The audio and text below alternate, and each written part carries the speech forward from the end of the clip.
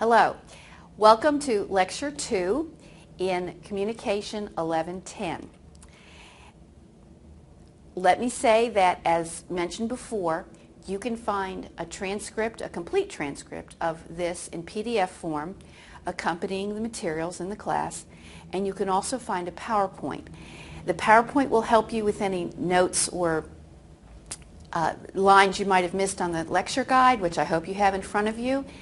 And it also has some links and some humorous videos and things of that sort that you can look at as well. So I hope you'll take advantage of those resources as well as listening to this lecture and watching this lecture of me. All right, as I said, this is Lecture 2, and the title of this one is Public Speaking and History. Lectures 2, 3, 4, and 5 relate to Chapter 1 of the textbook. So you will want to be sure that you've read that in conjunction with these lectures that you're listening to. I'll be adding some extra information that will help you to see the big picture about rhetoric and public speaking and how it fits into your life. Today we're going to start by talking about the ancients, and by that I mean Plato, Aristotle, Quintilian, and Cicero, the main writers about rhetoric back in the classical period of time, which was 400 BC in Greece and about the time of Christ in Rome. Cicero and Quintilian were Romans. Plato and Aristotle were Greeks living relatively the same time. Plato was actually Aristotle's teacher, although they disagreed on a lot of matters philosophically. The ancients' view of communication focused on public speaking or persuasion, and the word they used for that, which is what goes in the blank, is rhetoric. That's spelled R-H-E-T-O-R-I-C. I know a lot of times you hear that word and it's used in sort of a negative sense, but it's not a negative word. Rhetoric means effective, persuasive writing or speaking. So that's what this class is about, being effective in your persuasion. So I want to talk a little bit about their view of public speaking and maybe contrast that some with our view.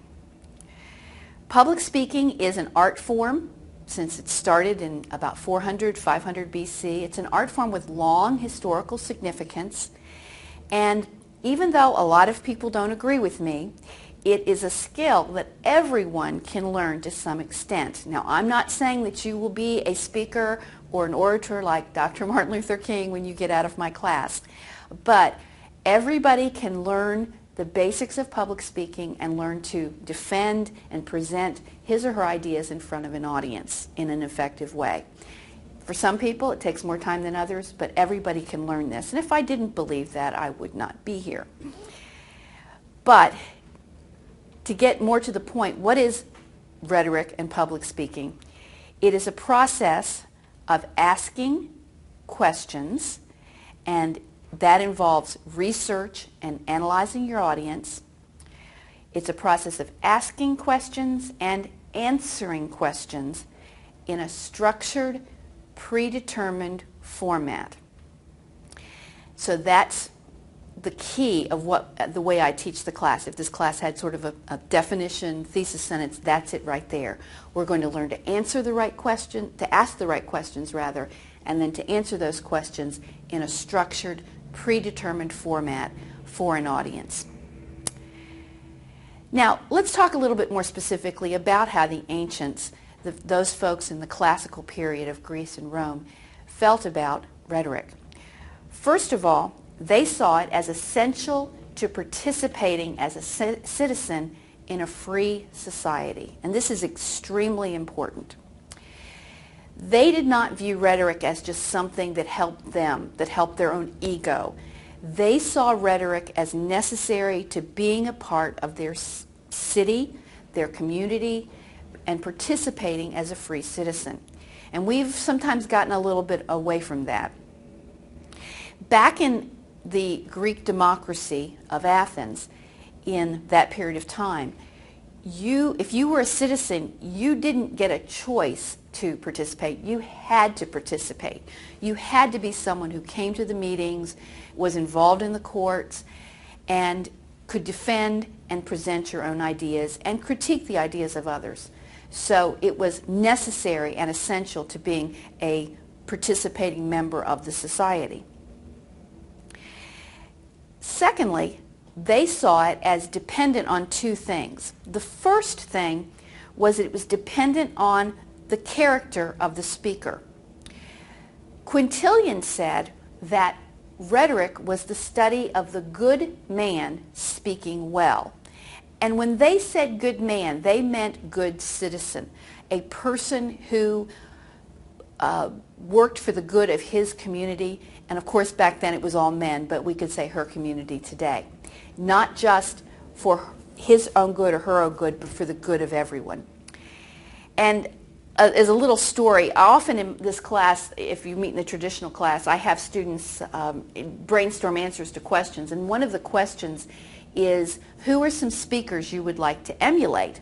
And by emulate, I mean they have characteristics that you would like to incorporate in your own communication. And invariably, I get one group that will list Jesus and Hitler. And I kind of laugh at them and I roll my eyes and I said, first of all, you have not heard either one of them speak publicly. You've seen video of Hitler, which was probably propaganda video, and you've read the words of Christ, but you really haven't heard them speak. And a student will say, well, Hitler was effective. And I said, well, yes, he got people to do what he wanted them to do, but by Quintilian's definition, he was not a good man speaking for the good of his community and speaking well. So, you know, when I talk about who you want to emulate, think of the people who contribute and what they've done well and how they've helped their community.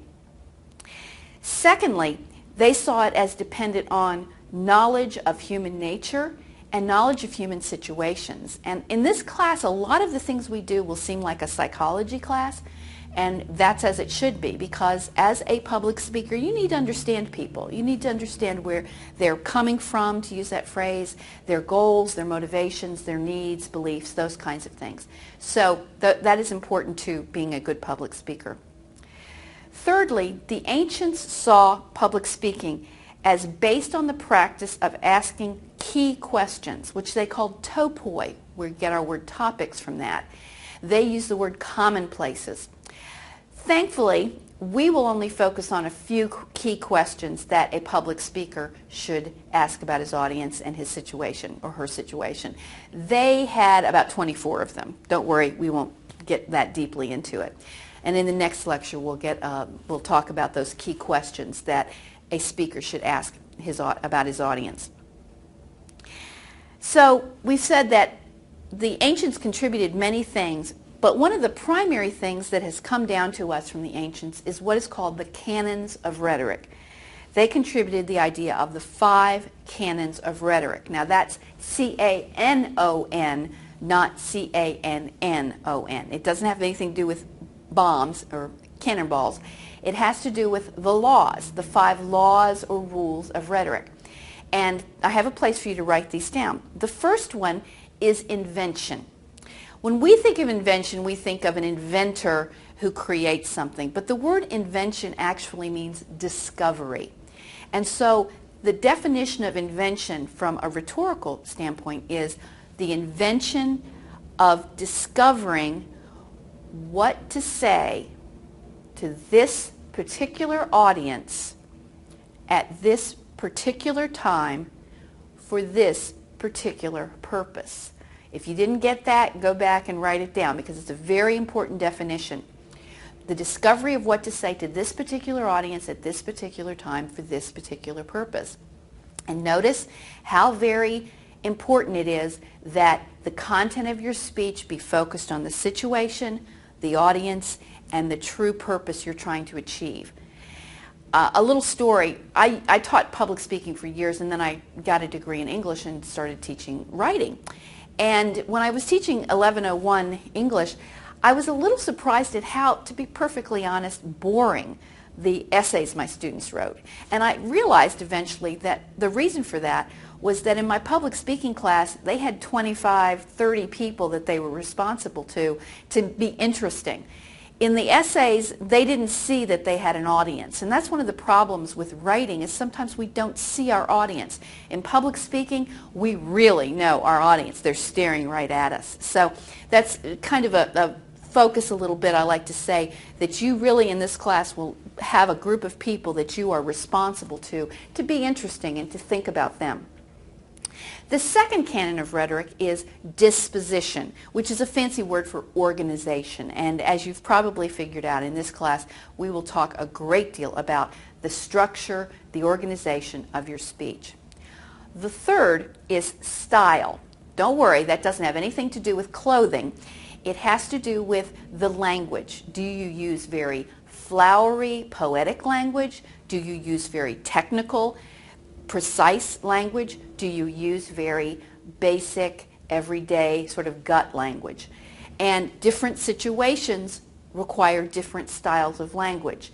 In a eulogy, you might use more flowery language to describe someone, but in a technical meeting, you would use more technical language.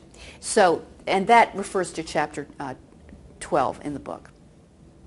Then the next one is memory, which is not something we do nowadays. Memory had to do with the practice of memorizing famous speeches. Occasionally we do that now, and the idea was that it would help the student learn how to be a better speaker himself or herself. And number 5 is delivery, which of course is the nonverbal communication, the thing that is most obvious to people. When I ask people, what are some speaker behaviors that drive you nuts? Most of them have to do with delivery, monotone, lack of eye contact, things of that sort. Delivery is very important to us, and you will be graded on the delivery to some extent in your speeches. The last point on this lecture guide says, what is the importance of the 5 canons? Well, the importance is that today we still teach public speaking the same way by the same 5 canons. You'll notice this in your textbook. The beginning chapters are more about invention, then you move on to organization in the chapters on the introduction and conclusion and outlining, etc. Then you'll move on to the style and then on to the delivery. And that, so even most textbooks today still follow that pattern. All right, thank you. That's the end of this lecture.